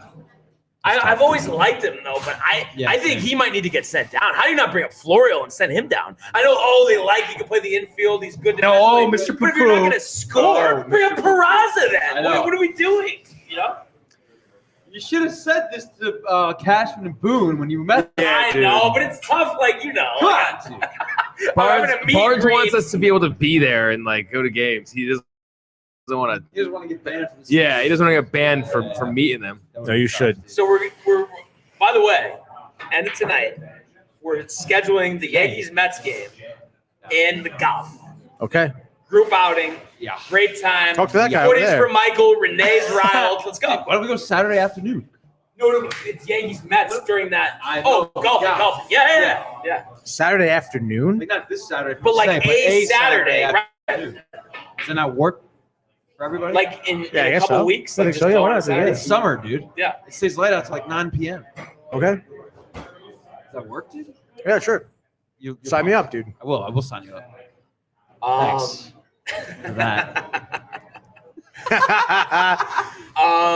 Good. And I guess just to kind of to wrap up the baseball talk, obviously we'll keep an eye on the Yankee game, but with the Mets, Tony, like just moving forward right now, do you feel like there's hope? Do you still feel like there's a chance? Like you think they're like no way they're even going to make the playoffs? But come on. Again, I think like Way too early for that. I mean this trade deadline is going to be huge for the Mets. I mean, I think they have to start thinking guys that they can acquire that could really make a difference immediately. Because that's what they really need. I mean, Jesus, what are they like 8.5 games back now from the Braves, like 5.5, 6.5 back from Miami. I mean, it's tough, dude. It's going to be a stretch to get to the wild card spot for sure. Yeah, continuing the way they've been playing too. Miami will flounder. I mean, it just sucks, dude. Because again, like imagine if Marte had a year that he did last year. Right. You know, imagine if McNeil was just bad. crazy. Imagine if Nimmo was bad like he was And last year. Lindor. And Lindor too. Everybody's Yeah. so hyped for them. Yeah, It's man. crazy. No, it'll come. Don't worry, dude. So yeah, you know won't ever come a professional team in Connecticut, dude. Never Hockey, happen. maybe. Hockey. They're meeting. Michael. fan. But we have an update on that with the people meeting. Did you hear that? Or was I heard that. What else? Like, give me more. I hope there's more. I'm gonna look it up. But for where too? Hartford or? Hopefully not. I heard, and it doesn't even matter because Bridgeport? just look at the. Oh, yeah, dude. like, why did you say it like it was a question? Oh, dude, no question. Last question. I'm switching from a Devils fan to Connecticut. Percent chance that the Mets before the deadline trade for Ohtani? No, less than 5%. because they're nervous. Maybe he won't sign. I think it's more I think the Angels, for whatever reason, don't want to trade him. They have no chance at re-signing him as Clark Schmidt strikes out. I don't even know that. Oh, Clark Schmidt's doing a little bit. He's been. I've been more happy lately. Yeah, no, he has been. And then All right, guys, Jay's on the scene, our head of social media. What do we got, Jay? So, Governor Ned Lamont doing one thing right for once in his life. Isn't that right? Yeah. He is trying to get money, which, He has people with money. yeah, to buy the Arizona Coyotes to move them to Hartford. Yes. To Hartford. Which Hartford, if you haven't been there, is probably the shittiest city in the United States. Yeah, it might be. I mean, Honestly. but we talk about this all the time. The Stanford team with the Why? Rangers. How do you not do that? Why not? Because Ned Lamont's an idiot. But also, I don't know, space-wise, they have to probably knock whatever you need. Yeah, that would be the only reason. But what do you think about that if that happens, Hartford? I mean, I think there'd be a huge following already. I mean, there's a cult following for the Whalers, so it would be good for Connecticut, I guess. But again, and Hartford's in the middle of nowhere. It's but also, I thought it was all set. your capital, or is it just a Shouldn't be. proposal? Remember, we were looking up that Coyotes proposed arena. I think it was in Glendale. They denied it. Oh, okay. I didn't know that. I'm pretty sure they did. Like the state denied it. Okay. But yeah, dude, I don't know. We'll see. What do you guys think? I guess They were thinking to go to New Orleans, I think, or there's some other spot. Prefer heard the Yankees are sending Volpe and Peraza for Ohtani. Yeah. Okay. Prefer. I think we would have to give up 5 prospects with them to get Ohtani if we really wanted to. Not that I'm suggesting to do that, but yeah, that's going to be an interesting situation to monitor. But I think it is a good segue, Michael. If we could go to the world of the National Hockey League. Here's Matthews. Scores! Hat-trick goal! My goodness, this is a great shot. Big hit on the far side by McCarr. He flattens Jordan's skull. Oh my goodness. Gets the shot right back. Terrifying and robbed by Shesterkin. That's brilliant from Igor Shesterkin. It's a breakaway to win it in overtime. McDavid scores the winner in overtime.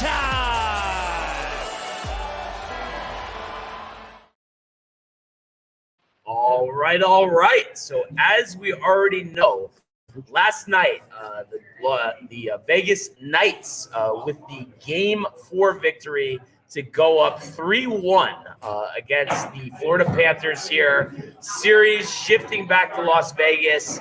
I have to say, I know that they gave a good effort, obviously in this one, but I was surprised that the Panthers at home weren't able to get the job done and even up the series, because you go from a scenario where it's anybody's game to seemingly being over. I don't see how the Knights are going to lose Game 5 on the road. But, I guess we'll have to wait and see on that. And it looks like Tuesday will be Game 5. And in terms of, the game last night, Chandler Stevenson leading off the scoring here with his 9th goal of the postseason. That was the only goal scored in the first period. That made it 1-0 Knights after the first intermission. Stevenson again in the second period, his 10th. That made it 2-0. And then Carlson with his 11th goal of the postseason. A guy that hasn't really talked about, but 11 goals, double-digit goals, that's a lot of production for Vegas. So that made it 3-0 Knights. Montour did answer with his 8th to make it 3-1. That was it for the second period. And then in the third period, Barkov had his 5th to make it 3-2. But that was it. The Knights hung on to win by a score of 3-2. Aiden Hill another sensational performance, 29-31 behind the net. On the other side of things, Bobrovsky was pretty good himself, 28-31, but not enough offense. And by far, up to this point, this has been Matthew Tkachuk's weakest postseason series that he's had for the Florida Panthers. Yeah, you mentioned Tkachuk, and you mentioned, how could the Panthers, take, Game 3 so kind of emphatically, right? And then come back for Game 4 and kind of blow it. Penalty minutes was something we talked a lot about this series. So far, Matthew Tkachuk specifically has not seen a lot of ice time because of his penalty minutes. Last night's game, dude, 14 penalty minutes. Wow. And again, we talked about, I think back in Game 2, he had 22 penalty minutes. I mean, this is not good on the average amount of time that he is off the ice. And of course, the Panthers, I think collectively had 28 penalty minutes as a team. So obviously, there were a lot of fights in this game. I just watched the one at the end. To end the game. Band-Aid. So he did get hit by this foul ball. They're going to show this. This was from yesterday. He didn't even move. Oh! I can't believe that he was not more injured on that. John Sterling, I think he's about 83 years old, to take one straight on to the head. What a warrior. Staying in that game, back in the booth tonight. You got to give it up to John Sterling. Hit with a foul ball. He literally goes, ow, that actually hit me. Tony. Barnes goes, ow. That's him. Is that not the craziest thing you've ever seen? That is so ridiculous, dude. They should show that again, dude. Why didn't he move? Yeah. I guess because he's 83. Yeah, right? Holy shit, dude. That's insane. But back to the hockey game real quick. Another thing that Vegas did so well was block shots, 30 block shots overall. I mean, you look at, again, the rest of the team stats. The shots were even at 31. Vegas actually out-hitting the Panthers 32-21, which actually hasn't happened a lot for this season, at least the postseason in terms of the Panthers. And, of course, the Panthers 0 for 6 on the power play, I believe. Yeah, 0 for 6. That's not great. It's not great at all, dude. It's just another game where the Knights totally outperformed you, taking you out of the game, too, just because Tkachuk isn't on the ice. Right. Tkachuk has been the one thing that every team the Panthers have faced they just had no answer for. They had no answer for Tkachuk line. And by Tkachuk going into the penalty box for almost a period every game here, you're removing the best player. Of course, the Golden Knights are going to love that. So the 3-2 victory here, I think Montour, actually, defenseman for the Panthers, who had a goal and an assist in this game, ended up having, I think, around 8 to 10 penalty minutes as well. So, the Panthers, again, I've been saying this so much, they have to stay out of the box. Right. If they want any chance here, they have to stay out of the box. And I will tell you, the Golden Knights, even in this game, they scored 3 times. Marshall Schultz and Eichel were not either of the goal scorers. So, those are 2 great guys. Marshall Schultz specifically, who has 15 goals this postseason, didn't get a goal. It's their best player who didn't really perform for the Knights. It's not going to be an easy task for the Panthers, even if they do everything correctly. Not to mention getting past Hill has been kind of a tough task for them as well. So, again, the Panthers seem like they're kind of dwindling down in terms of their hopes of winning the Stanley Cup. The Knights are one more win away. One more win. And it seems like, you're talking about 1 win away, and obviously Florida needs 3 wins to win a Stanley Cup. How do you stay out of the penalty box when you have 3 winner-go-home games conceivably and you're starting on the road? How do you do that? I know. It's going to be super tough because – of course, you want to come out of these games, you want to play physical. That's the Panthers. That's their bread and butter, playing a physical game. Unfortunately, because of that, that's the big reason why you've been getting penalties is because you're playing so physical, you're a little undisciplined here. So, again, it's up to the coaching staff to kind of change their mindset. And I think they have enough talent between Barkov and Montour and Tkachuk and Stahl even on defense. They have enough talent to kind of work the puck as opposed to working the man. And I think, honestly, that changeup will definitely put the Knights on their heels because they're going to be prepared for a physical Panthers team. I think, creating good opportunities in terms, like I said, playing the puck instead of the man, I think will be a good way to shut down the Knights in terms of them, successfully forechecking into your end of the ice and then getting, some Panthers, some short, quick passes, creating, space in the small amount of area. I think it's going to be a good way to get past the Knights defense and hopefully get some, uncontested looks at Adin Hill, because that seems like what you're going to need to have in order to get past him and score some goals. So like I said, just create, hit that neutral zone line fast. Have a plan in terms of who you're passing to, where everyone should be. Create those, again, like have close support where these guys can be able to just flick past to each other very quickly and just create space, Yeah.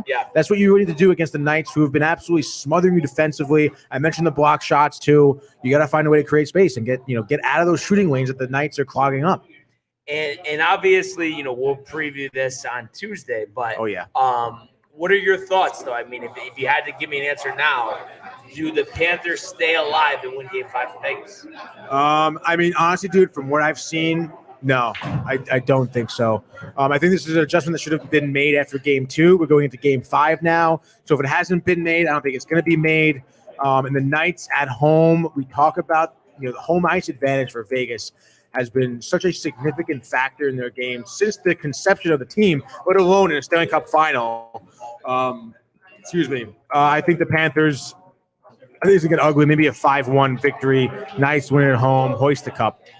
Yeah, that's what I think too. And I have to say, I really thought this was going to be an epic series. And I know, me too. Last game was close, but I don't know. I've been a little disappointed.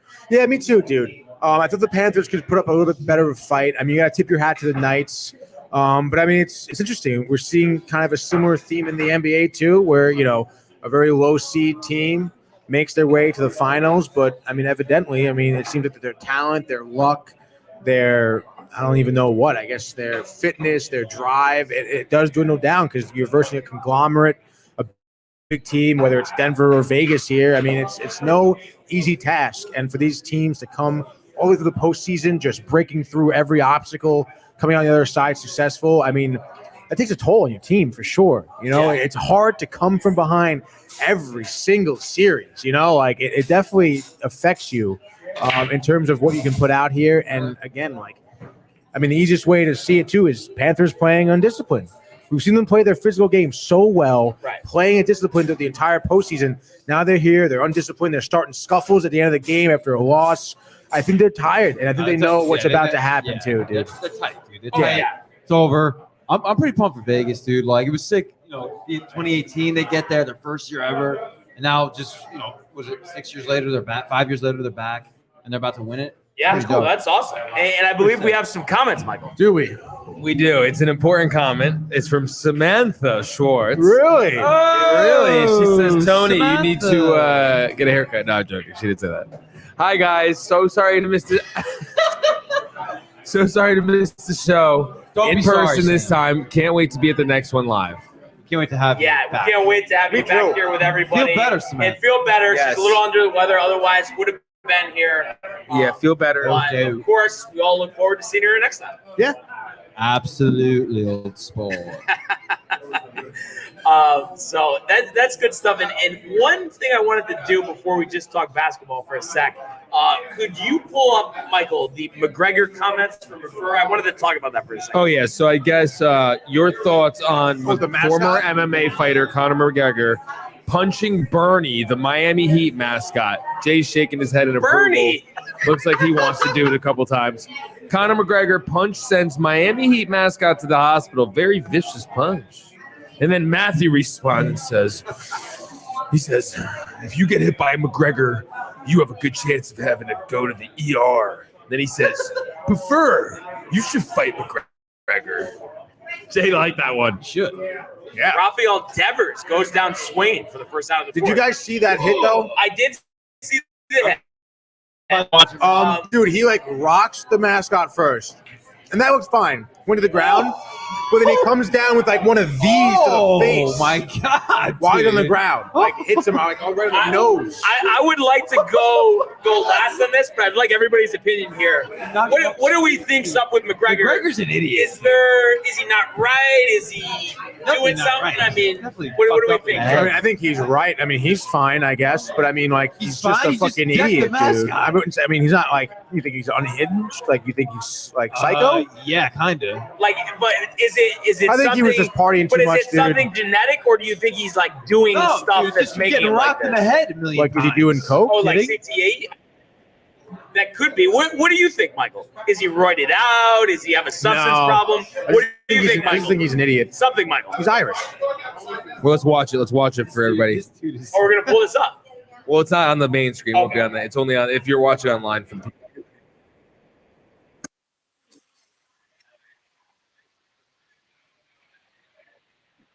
That's fake. What? No, I think McGregor just thought, oh, this guy's in a mascot suit. Yeah, he's just I can probably wail on him. He'll be fine. Yeah. Which I don't blame him. It's like I would kind of think the same thing. No. Don't change your opinion now. No. You think he's crazy? I do think he's crazy. Okay. But if that was me, I think would it's also fake. rock the mascot. Well, I because think I'd be you're like, crazy. He's not Jay, gonna get fake. hurt, dude. It's not fake. Jay, he wrote money. I think it's fake. I think it's a show for money. That's a good point. But did he really? No, I don't think so, dude. But Michael. Boost popularity. Michael, what do you think? He's just trying to stay relevant. Yeah. Oh, stop it.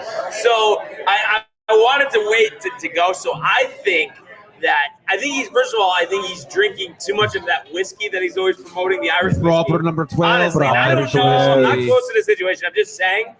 And I think since dominating the sport at an early age, he's gotten, like, not literally, but figuratively fat and happy. And he doesn't have that drive that he once did to be a world champion. And I think that's the problem. He's never going to win a big fight again. And you know that. And it's not because of his physical limitations. It's because of his drive. The eye of the tiger. Yeah, I mean, again, I don't know, man. Because, again, like, it's funny because there was I think it was last week at the Monaco Grand Prix.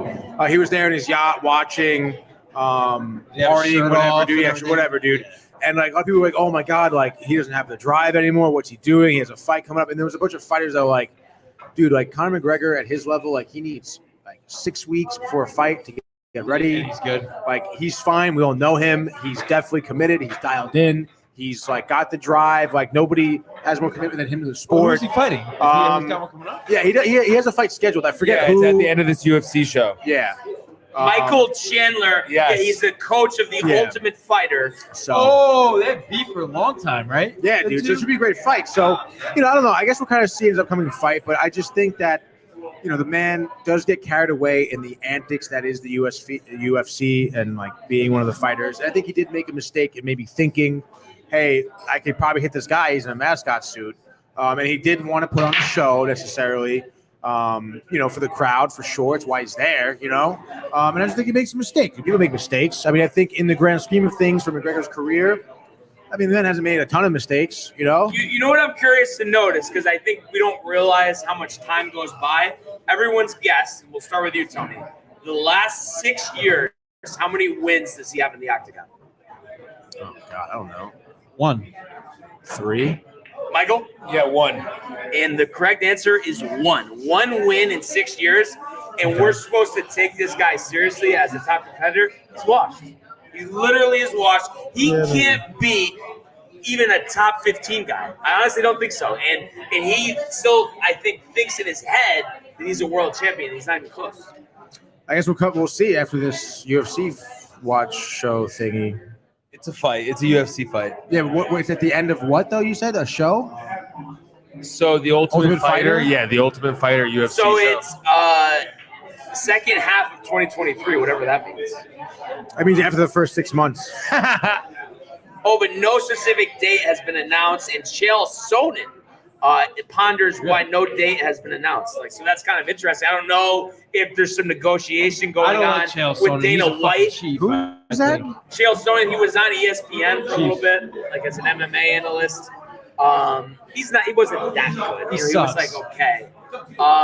But I do think McGregor's probably pushing for some like Mayweather payday. And I know at the end of the day, anybody's going to do anything they can to make $100 million. Right. But that whole thing really pissed me off. Because that was a fake fight, McGregor-Mayweather. Yeah. And everybody thought it was Michael. I didn't know you back then. Did you know before the fight started, honestly? Yeah? No. That was fake? Jay's hip, but he's not that hip. What about you guys? You know, it's sad. I didn't pay for it. Did you pay for it? I paid for it. You did. No, we watched it. Yeah, we watched it together, didn't we? Michael, you know what I'll never forget? I know you're around for this because you like boxing. Always stands out to me. The first time I ever was introduced to Gervonta Davis, he didn't make weight, so he couldn't win the title, and he still he had that punch, and it was like technically a legal punch, but they called it a knockout. Remember, he hit him in the back of the head. Yeah. But Gervonta's nasty. He beat Garcia. Tank. Yeah. Look at Tony. Just watching the pool. A little boxing talk, no, Tony? Talk about the pool here. Oh, by the way, Novak Djokovic won the French Open. Yeah. However, most Grand Slams in the history of tennis, right? Yep. Yeah. I think passing Nadal. Yeah, dude, so crazy. Good for him to go. The McGregor fight, real quick, with Mayweather. They're not really listening. I was in Miami at the time. I was living there. I was about to move back home. Got so popped, missed the fight. It's a great story, dude. I thought there was more coming there. Yeah, I think there was too. I can't really, go into too much detail. But Michael, if we could just quickly, before we wrap up here, go to the world of the National Basketball Association. The Bulls go! LeBron James at the buzzer!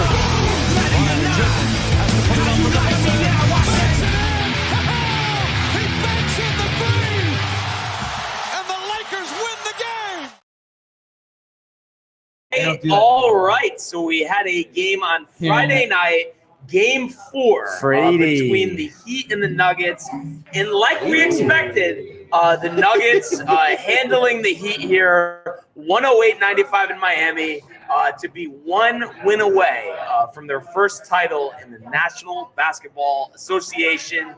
And I have to say, I thought the Heat would have given a better effort. Anytime you're going to lose a game by 13, I mean, it's not like the result of the game was in question. And I'm curious, Michael, because I haven't really got to talk to you about this series much. Are you surprised that the Heat find themselves in a 3-1 hole going back to Denver for Game 5 tomorrow? Ooh. Not necessarily. Yeah, the color is a little dark on me over here. I'll go back to you guys. I can move your camera if you want. Just on you. Me. You don't need Jay in the shot, dude. Yeah, not necessarily. I knew it would be a tough series for the Heat. It's almost like Shaq versus other teams back in the day with the Lakers kind of comparison, if you can. But I do see the Heat pulling a win next game for sure. You do? I do. Wow. Do. I think it's over. Yeah, I just feel like Murray and Jokic are too tough to defend. You know where this all started, dude? Where the Nuggets got all their energy, bro? When they played the Lakers, nobody gave them any respect.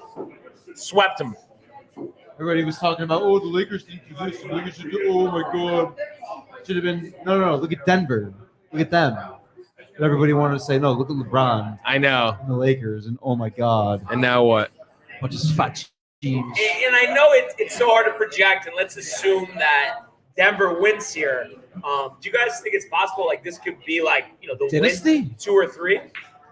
Oh, I could see him getting one, 7. At least one more in the next, 4 years. Bruce Brown, dude. You guys see Bruce Brown out there? Yo, Tony's obsessed with Bruce Brown. Why? I don't know. He called him out one day on stats. Yeah, I did. I was just like, wow, this Bruce Brown guy. I was watching him. He seems really good, and he's been performing pretty well off the bench, dude.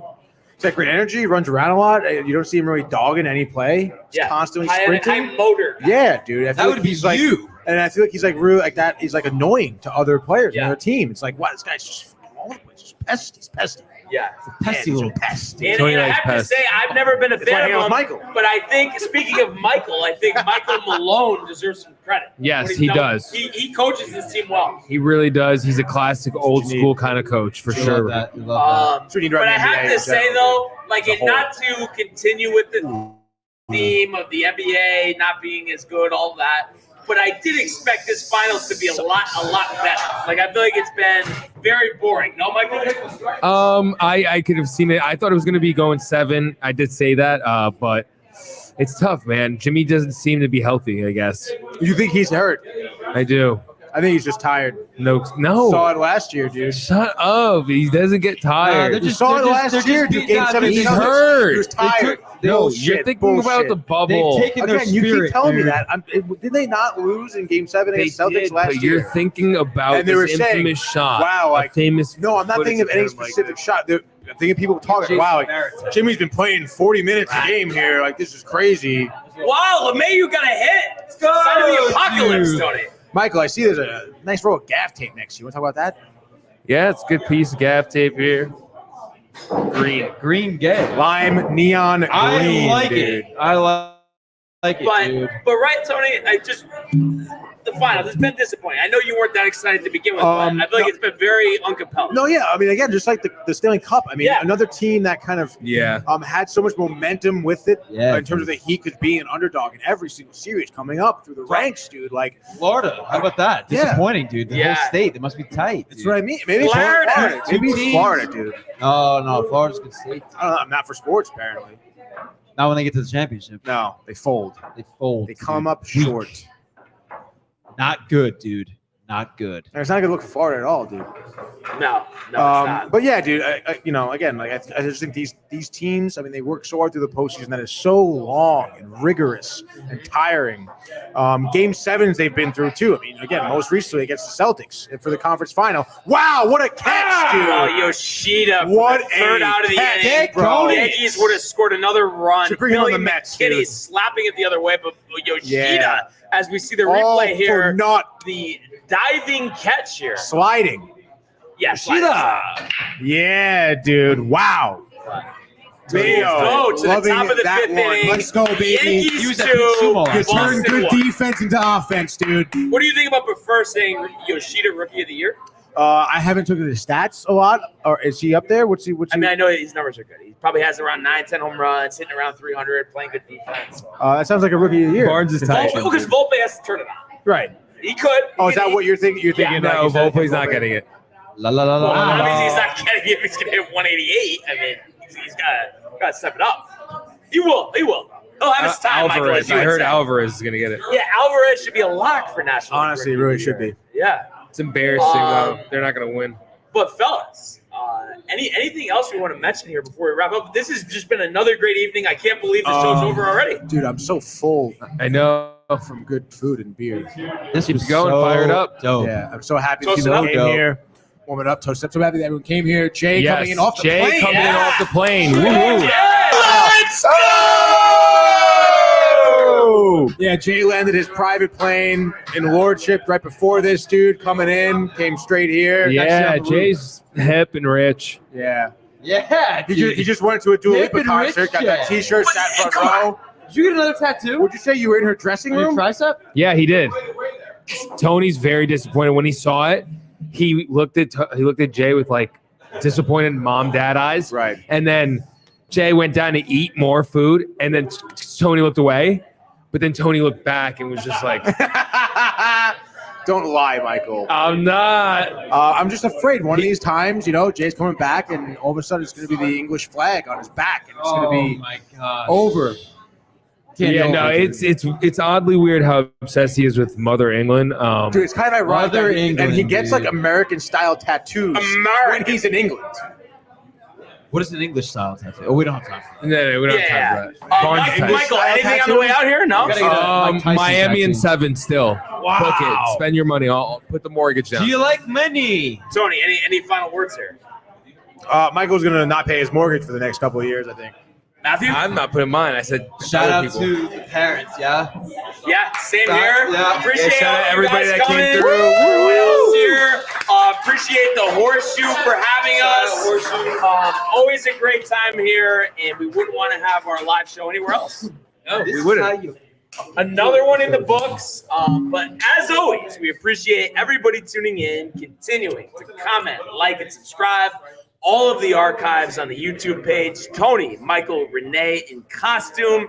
The merch at downtimetv.com. Jay in costume. We want everybody to enjoy the rest of their night. Enjoy the Yankees. Let's go, Yankees. Go Mets. And we will see you mañana. Hey guys, Tony here from Downtime TV checking in. I want to thank all our fans out there who's been liking,